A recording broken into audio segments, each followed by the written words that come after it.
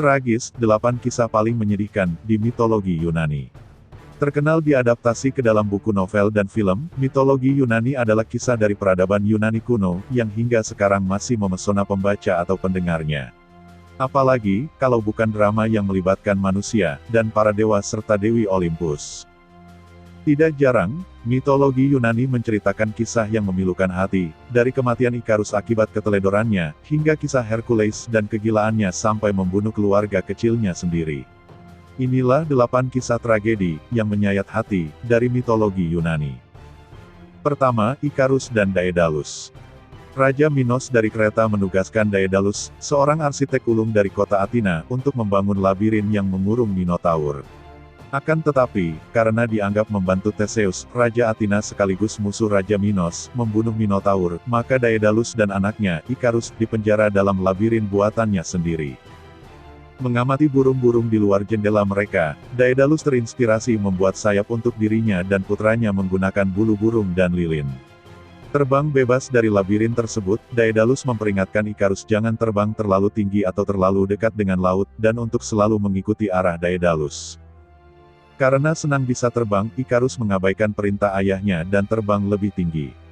Karena terlalu dekat dengan matahari, sayap Ikarus meleleh, sehingga ia pun jatuh dan mati karena tenggelam di laut. Oleh karena itu, Daedalus menamai pulau dekat lokasi kematian anaknya, Icaria. Kedua, Orpheus dan Eurydice. Dalam mitos Yunani, Orpheus dikenal sebagai penyanyi, penyair, dan nabi hebat. Saking hebatnya, ia bisa memikat semua makhluk hidup dengan musiknya. Namun, kisahnya dan istrinya, Eurydice, adalah yang paling diingat hingga sekarang. Saat itu, Eurydice terpagut ular berbisa, dan mati ke dunia bawah kekuasaan Hades. Melihat jasad istrinya, Orpheus menggubah lagu yang begitu sedih, hingga membuat para dewa dan Dewi Olympus meratap. Atas saran mereka, Orpheus bergegas ke alam bawah untuk menjemput istrinya kembali. Sesampainya di hadapan Hades dan istrinya, Persephone, Orpheus kembali memainkan lagu, dan menyentuh sang dewa dan dewi kematian. Persephone pun setuju Eurydice kembali, dengan Orpheus dengan syarat mereka tak boleh menengok ke belakang, hingga sampai ke dunia atas. Orpheus dan Eurydice pun dengan hati-hati bergegas ke dunia atas. Sesampainya di dunia atas, Orpheus menengok ke belakang. Sayangnya, Eurydice tinggal selangkah lagi ke dunia atas. Batal, Eurydice pun menghilang dari pandangan Orpheus untuk selamanya.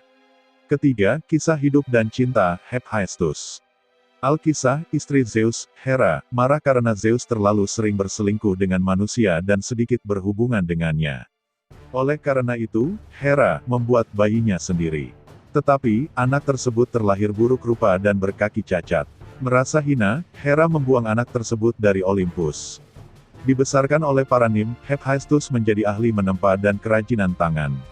Ingin balas dendam, Hephaestus mengirim sebuah tahta dengan pengekang yang tak kasat mata. Saat Hera duduk, ia tak bisa bangun.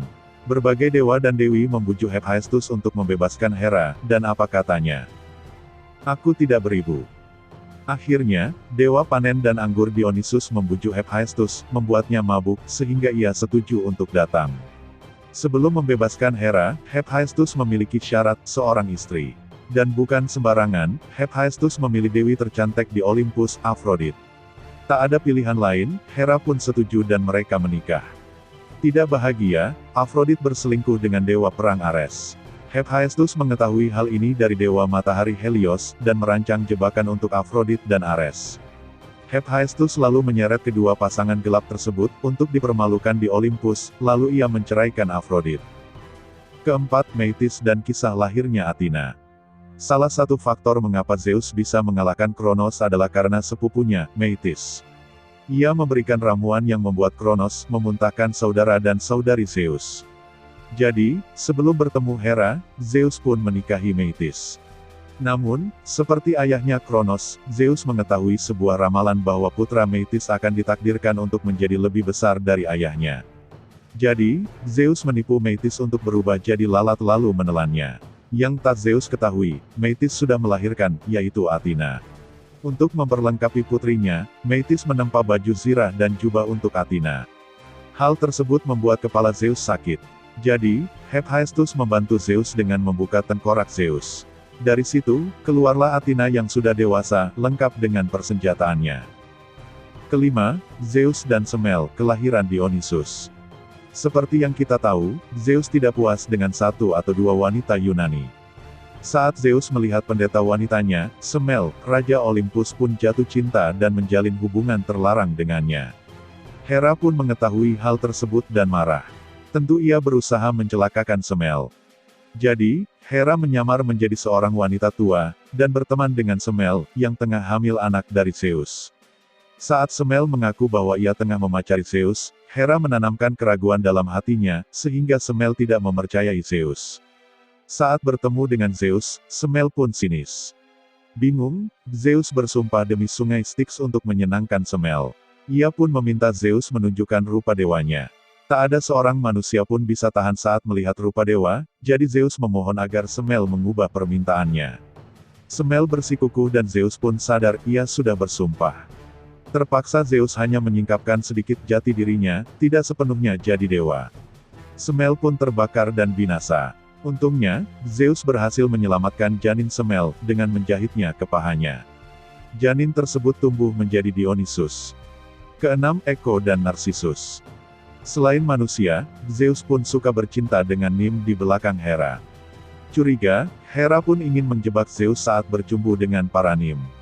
Seorang Nim, yaitu Echo, tahu dan berusaha mengulur Hera. Marah, Hera pun mengutuk Echo dan ia hanya bisa mengulang kata-kata terakhir yang ia dengar. Echo kemudian jatuh cinta pada Narcissus dan tentu saja, Narcissus hanya mencintai dirinya sendiri. Singkat cerita, Narcissus tenggelam karena jatuh cinta pada bayangannya di air. Oh, lelaki yang rupawan, aku mencintaimu dalam kesia-siaan. Selamat tinggal, seru Narcissus sebelum menceburkan diri ke air. Selamat tinggal, gema Echo. Patah hati, Echo pun meratapi kematian pujaan hatinya, dan perlahan menghilang hingga hanya tinggal suaranya saja. Oleh karena itu, Echos berarti, gema, atau suara.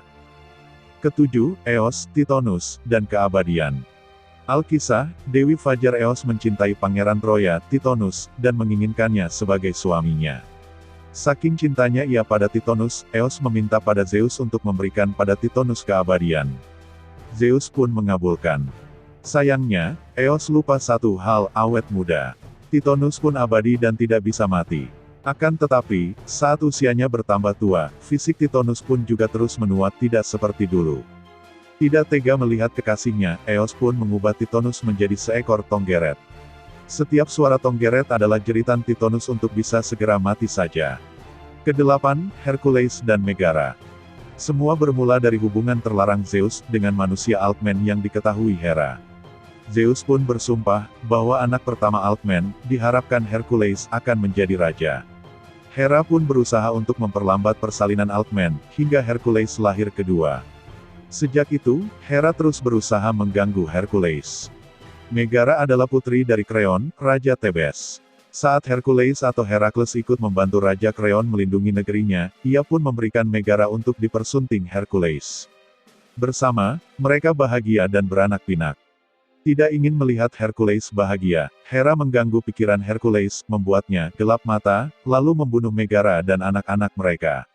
Setelah sadar, Hercules pun harus menebus dosanya dengan menjalankan 12 perintah mematikan dari saudara tirinya, Raja Aristes.